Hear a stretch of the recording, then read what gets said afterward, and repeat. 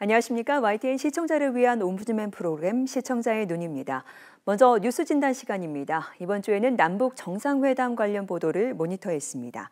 이정남 시청자 평가원과 통일외교안보부 황혜경 기자 나오셨습니다. 안녕하십니까? 안녕하십니까? 네. 11년 만에 이뤄진 남북 정상회담, 그야말로 전 세계 이목을 집중시키면서 역사의 한 획을 그었는데요.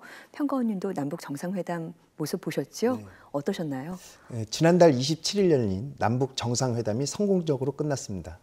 문재인 대통령과 김정은 북한 국무위원장은 3장 13개항으로 구성된 판문점 선언을 발표했습니다. 안전한 비핵화를 통한 핵없는 한반도 실현이라는 공동 목표를 재확인했는데요. 또한 연내 종전선언을 하고 정전협정을 평화협정으로 전환하며 이를 위해 남북이 또는 남북미 또는 남북미중 정상회담을 추진키로 했습니다. 일각에서는 비핵화의 방식이나 기한 등이 없어 구체성이 떨어진다는 비판이 있으나 이는 최종적으로 북미 정상회담에서 진행되어야 할 내용입니다. 김 위원장은 대북 특사단 면담과 북중 정상회담에서 비핵화는 선대의 유운이라는 말로 군사적 위협 해소와 세계 체제 안전 보장을 조건부로 비핵화 의사를 밝혔는데요. 비핵화 의지가 계속 의심받는 점을 감안하면 완전한 비핵화라는 표현은 현재 수준에서 최대 가능한 표현이라는 것입니다. 남북이 군사적 긴장 상태를 해소하기 위해 추진하는 조치들은 항구적인 평화체제 구축을 위한 전제 조건으로 필요한 합의였는데요. 이번 정상회담에 대한 대내외 평가와 합의된 내용에 대해 실현 가능성을 어떻게 보는지 궁금합니다. 네, 그야말로 믿기지 않은 광경과 그 결과를 보면서 아직까지도 이 판문점 선언대로 잘 이행될 수 있을지 의문을 갖는 분들이 좀 있더라고요. 이 평가원님이 말씀하신 합의 내용의 어떤 실효성, 실현 가능성 어느 정도로 생각해 볼 수 있을까요? 네, 매우 어려운 질문인데요. 네. 먼저 남북 정상회담 그리고 판문점 선언에 대한 대내외적인 평가는 대체로 긍정적이었습니다. 특히 외신들은 역사적 전환, 큰 진전, 전쟁은 끝났다라는 표현을 쓰며 두 정상의 만남과 판문점 선언을 의미 깊게 보도했습니다. 하지만 기대를 모았던 비핵화 부분과 관련해서는 구체성이 떨어진다며 아쉬움을 드러내기도 했습니다. 비핵화 문제는 대북 제재와 긴밀히 결부된 사안인 만큼 북미 정상회담이 예정된 상황에서 보다 구체적인 내용을 담는 데는 한계가 있었다는 점을 인식하면서도 핵 또는 비핵화라는 단어가 모두 합해 4번밖에 등장하지 않는 데 대한 안타까움이 지적되고 있는 상황입니다. 하지만 이후 김정은 위원장이 풍계리 핵실험장 폐기 과정을 대내외에 공개하겠다고 언급한 내용 등이 전해지기도 하고 또 주로는 트럼프 대통령의 입을 통해 북미 정상회담의 준비가 큰 무리 없이 진행되고 있다는 소식이 전해지면서 판문점 선언의 실행 가능성에 대한 기대감도 높아지고 있는 게 사실입니다. 이와 관련해 조명균 통일부 장관은 과거 정상회담의 결과들보다 이번 합의가 제대로 이행될 가능성이 상당히 높다고 평가하고 있습니다. 네. 조 장관은 2000년과 2007년 두 차례의 남북 정상회담에서 각각 실무기획단 간사 또 청와대 안보정책 비서관으로 참여해 6.15 선언과 14선언에 깊이 관여했던 인물입니다. 그렇죠. 그런 입장에서 이번 판문점 선언을 볼 때 과거와 달리 남북 그리고 미국 등 관련국들의 리더십과 관련한 부분에서 과거와는 차이가 있다. 다시 말해서 선언의 내용을 의지를 갖고 적극 추진할 수 있는 능력에서 과거와 차이가 있기 때문에 이행 가능성, 실현 가능성이 이전보다 훨씬 높다는 겁니다. 때문에 이런 기회를 놓치지 않고 후속 조치를 잘 준비해서 제대로 이행되도록 하는 게 통일부를 비롯해 각 정부 부처들이 앞으로 매진해야 할 부분이라고 설명하고 있습니다. 하지만 현재 남북 상황은 남과 북의 합의만으로 추진할 수 있는 사안이 있는 반면 또 비핵화나 경제협력, 대북제재 해제 등은 국제사회 공감과 동의 또한 필요한 사안이기 때문에 난관은 아직 많이 남아 있습니다.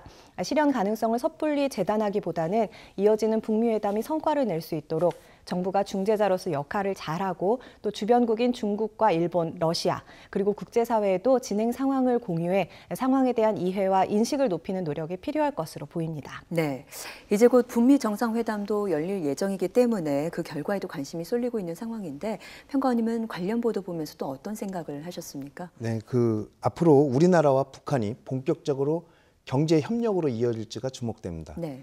한반도 평화와 번영, 통일을 위한 판문점 선언에는 남북 경제 협력 사업에 대한 안건이 제외되었는데요. 유엔의 대북 제재가 진행 중이기 때문인 것으로 알려졌습니다. 판문점 선언에서는 2007년 남북 정상회담에서 합의한 14선언을 재확인했는데요. 남북한 철도 및 도로 연결, 서해 평화협력특별지대 설치, 경제특구 건설 및 해주항 활용, 한강 하구의 공동 이용, 개성 공업지구 건설, 문산 봉동간 철도 화물 수송, 안변 남포 조선협력단지 건설 등을 적극 추진하겠다는 내용이 담겼습니다. 문재인 대통령은 지난해부터 한반도 신경제지도 구상을 통해 남북 경협 청사진을 제시했었는데요. 앞으로 남북 경제 협력에 대한 기대가 큽니다. 이에 대해 취재된 내용을 설명 부탁드리겠습니다. 네, 오랫동안 갈라져 있던 남과 북이 하나가 되기 위해서는 여러 방면에서 교류가 활발하게 이루어져야 할 텐데요. 평가원님이 지금 말씀을 해주신 부분이 경제협력 부분입니다. 앞으로 어떻게 전개가 될까요? 네, 말씀하신 것처럼 판문점 선언 이후 남북 경협 재개 가능성에 대한 기대감이 높아지면서 관련주가 크게 오르는 등 주식시장에도 영향을 주고 있다고 하죠. 네. 판문점 선언에서 남북 경협과 관련된 조항의 정확한 내용은 남과 북은 민족 경제의 균형적 발전과 공동 번영을 이룩하기 위해 14선언에서 합의된 사업들을 적극 추진해 나가며 1차적으로 동해선 및 경의선 철도와 도로들을 연결하고 현대화해 활용하기 위한 실천적 대책들을 취해 나가기로 했다입니다. 네. 여기서 언급하신 서해 평화협력 특별지대 설치나 경제특구 건설, 한강하구 공동 이용 등은 14선언에 포함된 내용입니다. 네. 이 같은 남북 경협 과제들은 문재인 대통령이 대선 후보 시절부터 언급해온 한반도 신경제지도 구상의 일부이기도 한데요. 한반도 신경제지도 구상은 3대 경제 평화벨트 조성의 골자인데 먼저 금강산, 원산, 청진, 나선으로 이어지는 환동해 경제벨트와 또 수도권에서 개성, 평양, 남포, 신의주를 연결하는 환황해 경제벨트, 그리고 비무장지대를 평화 안보 관광지구로 만드는 접경지역 평화벨트입니다. 선을 모두 이으면 H자 모양이 된다고 해서 네. H 경제벨트라고도 불리는데요. 이 같은 구상은 남북 정상회담에서 문재인 대통령이 김정은 국무위원장에게 책자와 또 영상을 담은 USB를 직접 넘긴 것으로 알려져 있습니다. 네. 하지만 이 같은 구상을 실천하기 위해서는 우선적으로 대북 제재 문제가 해결돼야 됩니다. 때문에 정부로서도 당장 어떻게, 무엇부터 추진하겠다 하는 언급은 하지 않고 있습니다. 기자들로부터 남북 경협이라든지 개성공단 재개 관련 질문이 나오면 상당히 신중하고 조심스러운 답변을 하고 있는 상황인데요. 이와 관련해 정부 당국자도 북한 비핵화 문제가 해결되지 않고는 남북 경협을 시작할 수 없기 때문에 일단은 북미 정상회담이 성과를 내고 비핵화 조치가 시작되면 남북 경협도 빠른 속도로 추진하기 위해 기본적인 조사 작업, 다시 말해 대북 제재 상황이 풀린다면 남북이 서로 어떤 경협을 할 수 있는지 공동 조사 연구 정도는 착수하자라는 네. 입장입니다. 네. 결론적으로 남북 경협이든 한반도 신경제지도 구상이든 구체적인 건 일단 북미 정상회담 이후 본격적인 논의가 시작될 것으로 보입니다. 네, 알겠습니다. 이제 앞으로 이어지는 북미 정상회담까지도 잘 지켜봐야 할 것 같습니다. 네, 지금까지 남북 정상회담 관련 보도에 대해서 이야기를 나눠봤습니다. 이정남 시청자 평가원과 통일외교안보부 황혜견 기자였습니다. 두 분 말씀 감사합니다. 고맙습니다.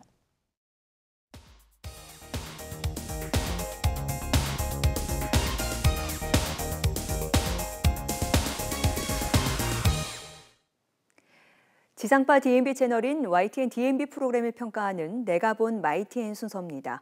이번 주에는 지난 4월 26일에 있었던 YTN DMB 4월 시청자위원회 소식을 전해드리겠습니다.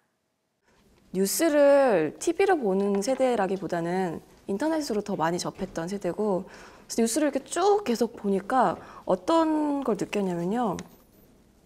뉴스가 계속해서 똑같은 것이 이렇게 반복돼도 되나라는 생각이 들었어요. 왜 이름이 뉴스인데 새로운 게 아니라 계속해서 하루 종일 같은 게 나오고 있는 느낌일까? 이런 생각이 들었고요.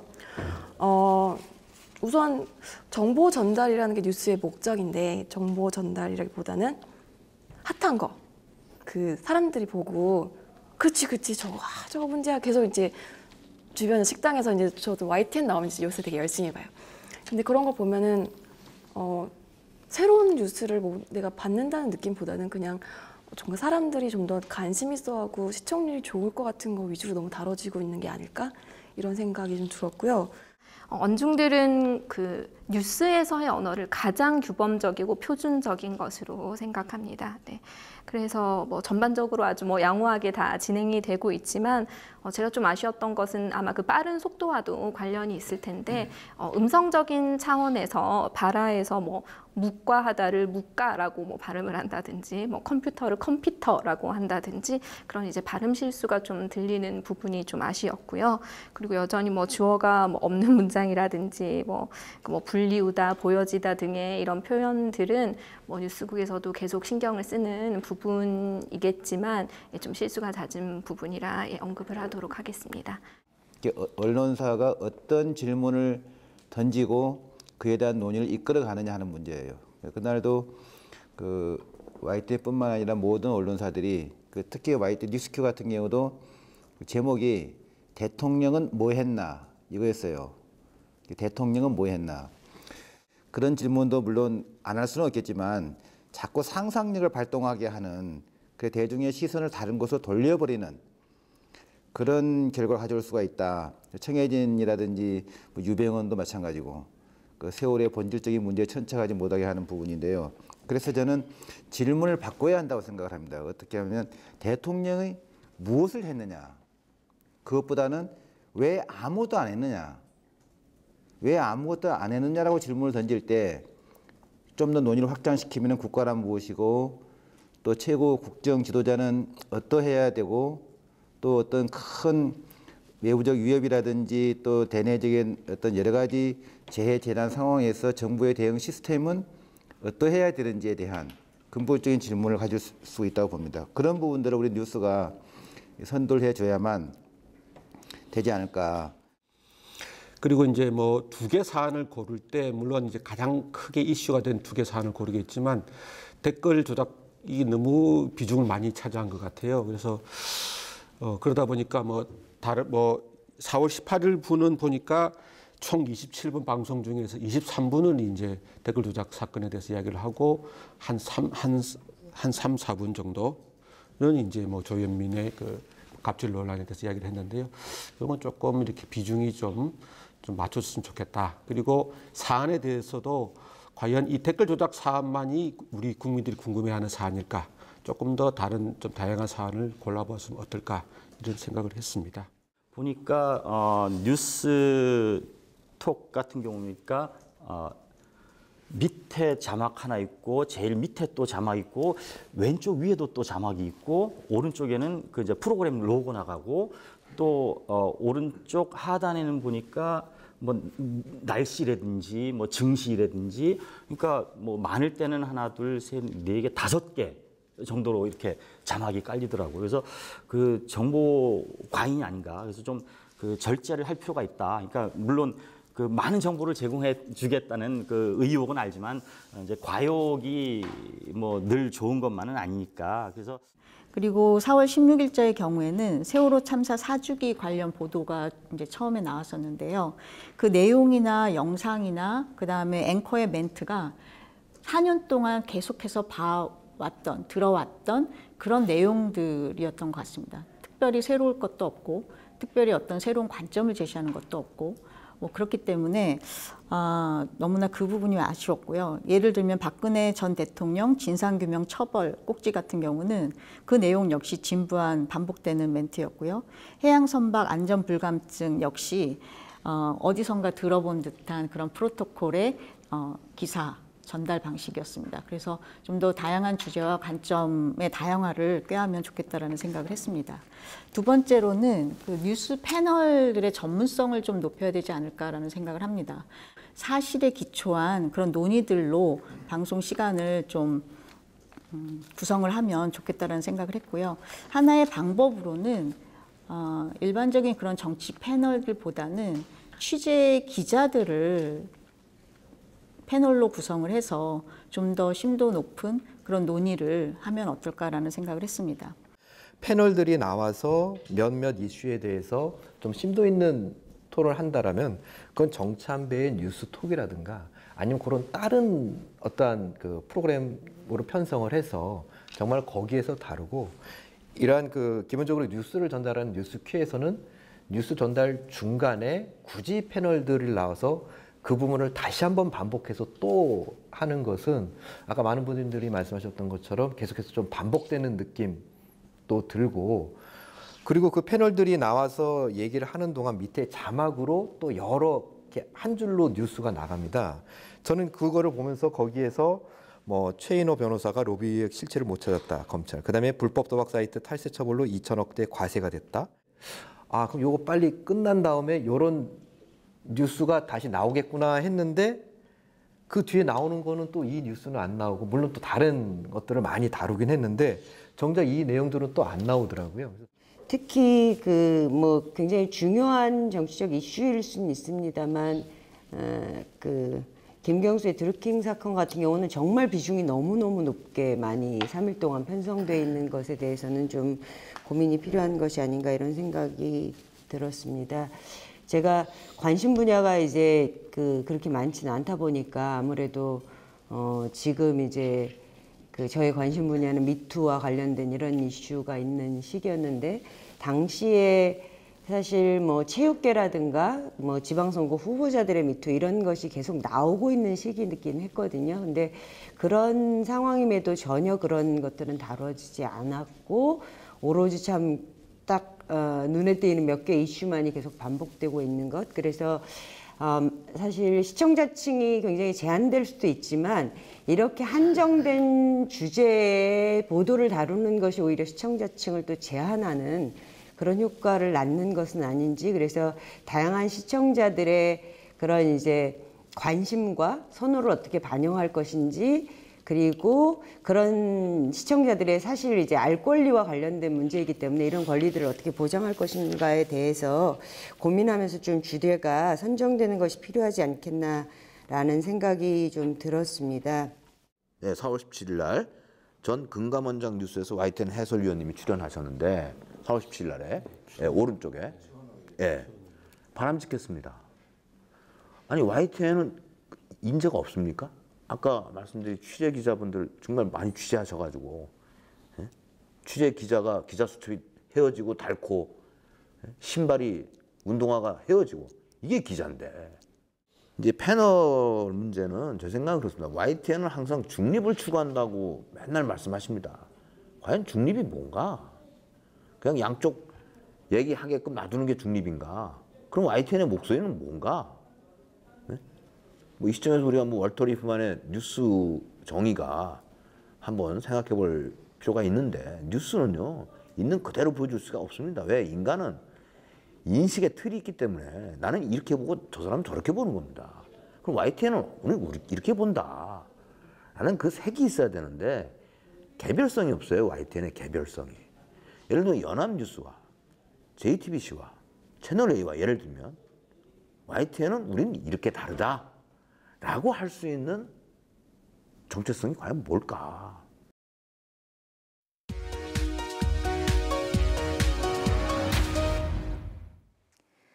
이번 순서는 시청자들의 지적사항을 정리한 모니터 보고 시간입니다.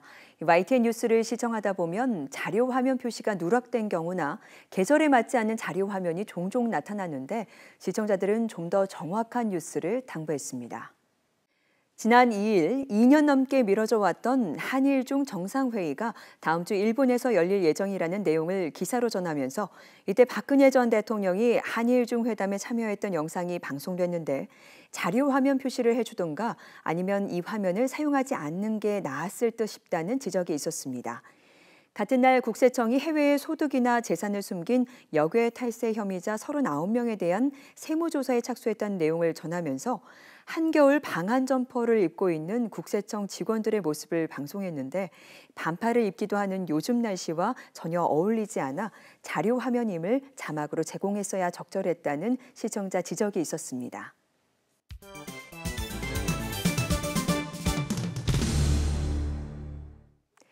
언론 전문가로부터 우리 언론의 문제점과 발전 방향 등을 들어보는 매체 비평 시간입니다.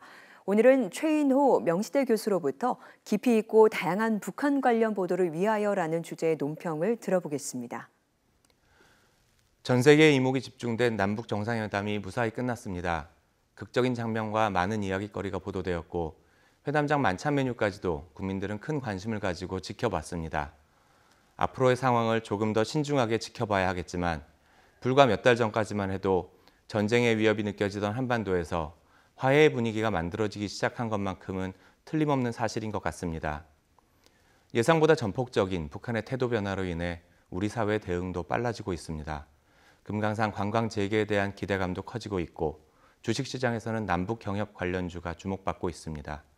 이제 언론도 북한 관련 보도의 양이 늘어날 것으로 예상되는데 변화하는 환경에 발맞추기 위해 많은 노력이 필요할 것 같습니다. 북한 관련 보도는 북한 사회의 폐쇄성으로 인해 기본적으로 어려울 수밖에 없는 것이 사실입니다. 당국의 발표에 의존하는 경우가 많고 북한을 접촉한 사람을 통해 얻는 정보를 가지고 보도하기도 하는데 많은 경우 교차 확인이 어렵기 때문에 오보가 적지 않게 나오기도 합니다. 정보원이 부족하고 취재 인프라가 열악한 이런 구조적인 문제가 어찌 보면 언론으로 하여금 북한 관련 보도에 대해 전문성을 키우는 노력을 게을리하게 만든 원인이 아니었나 생각하게 됩니다. 남북 화해 분위기로 인해 이제 뉴스 소비자들은 점점 보다 정확한 북한 관련 뉴스와 깊이 있는 분석을 기대할 것입니다. 지금까지는 주로 정치적 측면에 초점을 맞춰서 남북 관계에 정통한 관료나 학자들이 중심적인 역할을 수행했다면 이제 산업, 경제, 사회 등 다양한 분야의 많은 북한 연구자들과 전문가 집단을 널리 활용할 필요가 있다고 생각합니다. 오랫동안 북한에 대해 연구해온 이들이 현재로서는 가장 정확하고 균형 잡힌 시각을 제공해 줄 수 있는 취재원이기 때문입니다. 하지만 양질의 북한 보도를 위해서 반드시 뒷받침되어야 할 것은 언론인의 정보 선별 능력입니다. 근래 종편 채널을 비롯하여 북한 이탈 주민이 등장하는 프로그램이 많아졌고 뉴스에서는 이탈 주민의 인터뷰를 쉽게 볼 수 있습니다. 그러나 프로그램 진행자나 기자가 이탈 주민의 지극히 주관적인 얘기나 사실과 동떨어진 증언을 걸러낼 능력이 없다면 잘못된 정보를 전달하게 될 수밖에 없습니다. 그래서 북한에 대한 치우침 없고 깊은 이해가 반드시 필요합니다. 북한의 폐쇄성을 고려할 때 북한 주민들은 남한 사람들의 삶을 잘 모를 거라고 생각합니다. 하지만 우리도 북한 주민의 삶을 그리 잘 알지 못하는 것 같습니다. 장기간의 극한 대치 상황 속에서 우리가 보고 싶어하는 틀로만 그들을 봐온 것은 아닌지 생각해 볼 필요가 있습니다. 앞으로 언론이 보다 깊이 있고 다양한 북한 관련 보도를 통해 한반도의 평화 정착과 화합을 위한 촉매 역할을 해주시면 좋겠습니다. 시청자의 눈은 시청자 여러분의 참여를 기다리고 있습니다. YTN 홈페이지 시청자 의견 코너에 글을 남겨주시면 좀 더 정확하고 공정한 방송을 만드는 데 참고하겠습니다. 이번 주 순서는 여기서 마치겠습니다. 함께해 주신 여러분 고맙습니다.